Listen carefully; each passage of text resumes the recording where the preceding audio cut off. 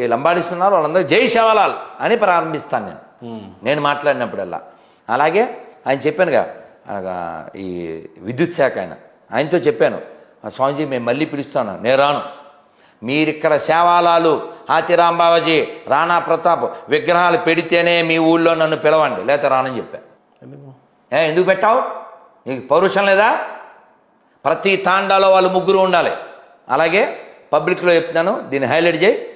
10 ఏళ్ల క్రితం బంజారా గర్జన ఒకటి జరిగింది. మళ్ళీ ఇప్పుడు 2 రాష్ట్రాలు ఇవి, ఖమ్మం బోర్డర్ కదా, ఖమ్మం జిల్లాలో పెట్టాలి. నవంబర్లో డిసెంబర్లో ప్లాన్ చేయండి. ఆయనతో చెప్పాను. ఈ లంబాడీస్లో బుక్స్ బాగా రాస్తారు ఒక ఆయన, అనంతపురం జిల్లాలో ఉంటారు, కృష్ణమూర్తి గారు, అంతే 80 ఏళ్ళు ఆయన. ఆయనతో కూడా చెప్పా, నీది కూడా చెప్తున్నాను, ప్లాన్ చేయండి. ఈ సంవత్సరం ఎండింగ్ లోపల బంజారాస్ డిమాండ్స్ అన్నీ బయటికి రావాలి. శేవాలాల్ పాఠం ఒక రాష్ట్రంలో ఉండాలి, హాతీరాం బావాజీ పాఠం ఇంకో రాష్ట్రంలో ఉండాలి. ప్లాన్ చేయండి. శేవాలాల్ పాఠం ఇక్కడ పెట్టండి, లేకపోతే అది ఏదైనా చేయండి. ఇది నెక్స్ట్ ఇయర్ కల్లా ఇంప్లిమెంట్ అవ్వాలి. ఇలాంటి మహానుభావులు చరిత్ర ఉండదు. ఎవడో అక్కర్లేని దరిద్రం అంతా చదువుతారు. స్వాభిమానంలే, పౌరుషంలే, డబ్బులు లేని వాళ్ళు ఏం లేదు, సొమ్ము దమ్ము ఉన్న వాళ్ళు ఉన్నారు. అమాయకులు ఎందుకు వెళ్తున్నారు? ఎడ్యుకేట్ కాలేదు కాబట్టి. ఇప్పుడు ఇన్ని మాటలు ఎందుకు? ప్రశాంతంగా ఉన్న తాండాలు ఎక్కడో మారుమూలలో ఉంటాయి స్వామి, అక్కడ కూడా ఇలాంటివి జరుగుతుంటుంటే అసలు ఏం చెప్తారు బంజారా బిడ్డలకి? ఒక గురూజీగా, స్వామీజీగా మీరు ఏం చెప్తారు? మీరు మహేంద్ర చూడండి నాన్న, మీరు నా ఫస్ట్ ఇంటర్వ్యూ ఇక్కడ అంజలి గారితో, ఆవిడ ఫస్ట్ క్వశ్చన్ గుర్తుందా? అద్భుతమైన క్వశ్చన్. అంటే నా ఆవేదనని గమనించి అడిగిన ప్రశ్న. ఎప్పటికీ నా ఆన్సర్ అదే ఉంటుంది. ఆవిడేమడిగింది, మీరు ఏ వీడియో చూసినా అలా కడుపులోంచి వచ్చినట్టు మీది బాధ లేకపోతే ఆవేదన ఏమిటి అని అడిగింది ఆవిడ. నాది ప్రపంచవ్యాప్త, అదేదో శ్రీశ్రీ చెప్తారా, నా బాధ ప్రపంచ బాధ అని. అలాగా ప్రపంచానికి బాధ ఉండకూడదనేది నా బాధ. సరే, ప్రపంచం అంతా మనం ఏం చేయలేం, కానీ గొప్ప నేల కదా ఇది. అవును, ఈ గొప్ప నేలలో గొప్ప వారికి వారసులం కదా మనం. జస్ట్ ఉదాహరణకు చెప్తున్నాను, మనం తాండాలకు వెళ్ళే ముందు అలా శ్రీకాకుళం వెళ్దాం. అంటే మన తాండాకి వెళ్ళే ముందు అట్నుంచి అలా తీసుకుని వద్దాం. శ్రీకాకుళంలో ఆ జిల్లాలో పుట్టిన గొప్పోళ్ళు అన్నాం అనుకోండి, చాలామంది రావచ్చు. ఫేమస్ పర్సన్ అంటే ఒక పర్సన్, ఆయన పేరు కలియుగ భీముడు అని పిలువబడినవాడు. ఎవరు తెలుసా? కోడి రామ్మూర్తి నాయుడు గారు. ఆయన పేరు, ఇంటి పేరులో కోడి ఉంది కానీ ఆయన కోడి తినలే. ఆయన చెస్ట్ మీద ఏనుగుని నిలబెట్టుకున్నాడు. ఓ చెక్క వేసి చెస్ట్ మీద ఏనుగుని నిలబెట్టుకున్నాడు. కెపాసిటీ ఉంది, అది కెపాసిటీ. శాంపిల్కి చెప్పా. ఇప్పటికీ మీరు శ్రీకాకుళం పల్లెల్లోకి వెళ్ళండి, అక్కడుండే తల్లులు ఆ సాంప్రదాయానికి అనుగుణంగా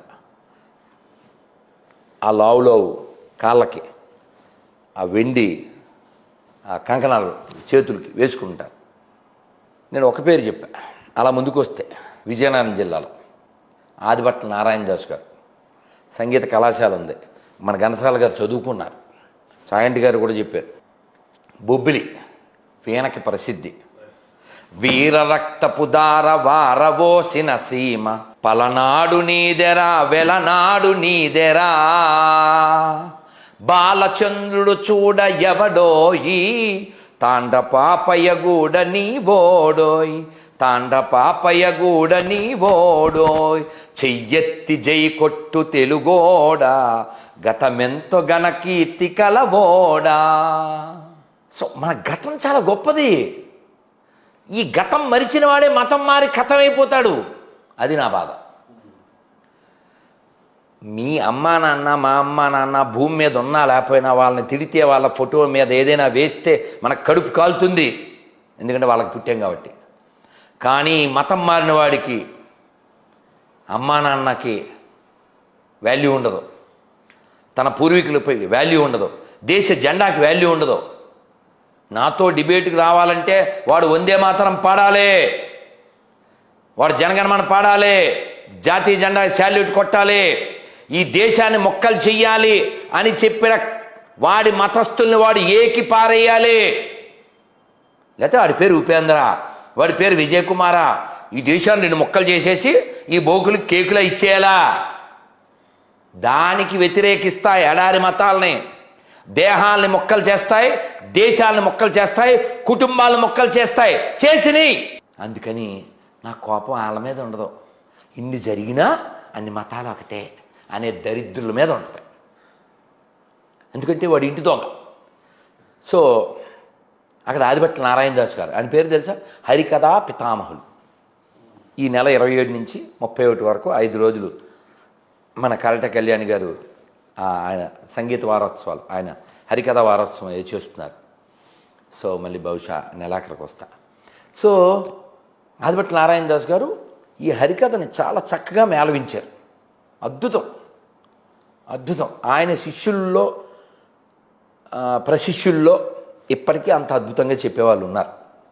అలాంటి వారిలో ఒకరు నాకు చాలా ఇష్టమైన వారు, ప్రస్తుత నవీన కాలానికి తగ్గట్టు ఉండేటువంటి వారు సింహాచల శాస్త్రి గారు. మన అంజలి గారితో ఇంటర్వ్యూ చేసినప్పుడు కూడా చెప్పాను. ఎందుకు ఇష్టం అంటే ఈ నవీన కాలానికి తగ్గట్టు హరికథ చెప్తారు. Is highly educated. తిరుపతి సంగీత కళాశాలకి ప్రిన్సిపల్గా చేశారు వారు. వారు అంటారు, ఎప్పటికయ్యేది ప్రస్తుతం ఆ టాకి అదస్ హార్ట్ను హట్టింపక హట్టివ్వక ఎస్కేపీ తిరుగువాడు ఎక్స్పర్ట్ సుమతి అంటారు. అలా సరే. సో ఆదిభట్ల నారాయణ దాస్ గారు, ఆయన విగ్రహం విశాఖపట్నం ఎయిర్పోర్ట్లో ఉంటుంది. నేను ఎప్పుడు వెళ్ళినా ప్రణామం చేసి ఆయనతో సెల్ఫీ తీసుకుని వస్తాను. సో మహనీయులు పుట్టిన నేల. ఆయన ఎంత గొప్పవాడంటే, ఏమండి మీరు రాస్తారు కదూ, పలానా ఆయన మీద ఏమీ రాయలేదనుకుంటా అన్నాడంట ఓ స్టేషన్ మాస్టర్. శిష్యుని పిలిచి, ఒరే ఇంకెంత టైం ఉంది రైలు కన్నా, అరగంట ఉంది గురుగారు అన్నాడు. అయితే వాళ్ళ దగ్గర రఫ్ పేపర్లు ఉంటాయి కదా, ఒకవైపు వాడిని అది ఇచ్చేయి అని పేపర్లు తెచ్చి అరగంటలో బుక్ రాసేసాడండి.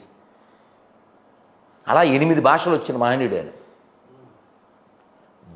భయంకరమైన ఎండ అంట, 52 degrees. పరిస్థితి పెట్టాలో రాలిపోయే పరిస్థితి. వాళ్ళ అమ్మగారు, ఏరా ఏమీ చేయలేమా అంటే, అమ్మ పరమశివుడిని ఆరాధన చేద్దాం అని గొడుగు తీసుకుని చెప్పులు వేసుకోకుండా ఆ ఎండలో శివాలయానికి వెళ్ళా. గొడుగు ఎందుకురా, మరి వానొద్దుగా, అప్పుడు ఇంటికి రావాలిగా, ఫెయిత్ జోన్. అలా వెళ్ళి అది ఆయన ఏం చదివారో నాకు గుర్తులేదు. భయంకర 7 రోజులు వాన వచ్చిందంట విజయనగరంలో. ఏడో 1000 ఏళ్ల క్రితం కాదు, 100 ఏళ్ల క్రితం, గట్టిగా 100 ఏళ్ళు కూడా ఉండదు. అలాంటి మహనీయులు పుట్టారు. అలా విశాఖపట్నం రండి, అక్కడ ఎందరో మహనీయులు.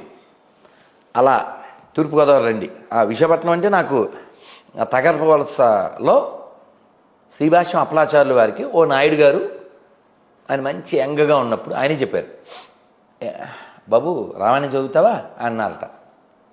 ఆయనే చెప్పుకుంటారు ఆయన యొక్క ఉపన్యాసాలు. అప్పుడే వ్యాకరణం అది చదువుకుని కాస్త గర్వంగా ఉన్నాను. ఆయన రామాయణం చదువుతావా అన్నారు. చదువుతానండి అన్నాను. అదే ఈ రోజుకి నాకు రక్షగా ఉంది. ప్రతి సంవత్సరం శ్రీరామనవమికి ముందు రామాయణం చెప్పడం నాకు తప్పనిసరి, ఎవరన్నా పిలిచినా పిలవకపోయినా అని. ఆయన పేరేంటి తెలుసా? నడిచే రామాయణం. మన చాగంటి గారికి ఇన్స్పిరేషన్ ఎవరంటే ఉపన్యాసాల విషయంలో వారు శ్రీభాష్యం అప్పలాచార్యులు విశాఖపట్నం. ఇంకా ఎందరో, అందరి పేరు నేను చెప్పలేకపోవచ్చు. అలా తూర్పుగోదావరికి వచ్చేయండి. ఓ డొక్కా సీతమ్మ, ఓ కందుకూరి, వీళ్ళు కాకుండా మీకు తెలియని ఒక గొప్ప ఆయన పరిచయం చేయాలి. ఆ పిల్లని ఇక్కడ రమ్మన్నాను యాక్చువల్గా. అయితే వాడు నేను కాదండి మా నాన్నగారు వస్తారు అని చెప్పాడు. ఆ పిల్లోడు ఇక్కడే ఉంటాడు. ఇంతకీ ఎవరా గొప్పతనంటే సర్దార్ కాటను అది కట్టాడు అని చెప్తారా? ఏం కట్టాడు? ధవళేశ్వరం. సర్దార్ కాటను ధవళేశ్వరం బ్యాజ్ కట్టాడని చెప్తారు కదా. మరి ఆ వెనకాలుండి నడిపించింది ఎవరు? ఆయన వెనకాల ఒక ఇంజనీర్ ఉన్నాడు. ఆ ఇంజనీరు ధవళేశ్వరం. ఆయన మద్రాసు వెళ్ళి అప్పట్లో 18th centuryలో ఇంజనీరింగ్ చదువుకుని వచ్చి ఎక్కడెక్కడ తిరగాలి, ఎటువైపు వెళ్ళాలి గుర్రాల మీద ఈయన్ని తీసుకెళ్ళినవాడు. ఈయనకి ఒళ్ళు బాగుపోతే సర్దార్ కాటన్కి ఆరోగ్యం బాగు చేసినవాడు. ఈయన లండన్ వెళ్ళిపోతే దాన్ని కంటిన్యూ చేసినవాడు. తొలి తెలుగు ఇంజనీర్ వాళ్ళ మునిమనవడితో నేను మాట్లాడదాం అనుకున్నాను, మీరు వస్తాడు. సో అలా గ్రేట్ పర్సనాలిటీస్. అలాగే 1910లో, అంటే ఇప్పటికి ఎన్నాళ్ళండి, 114 ఏళ్ల క్రితం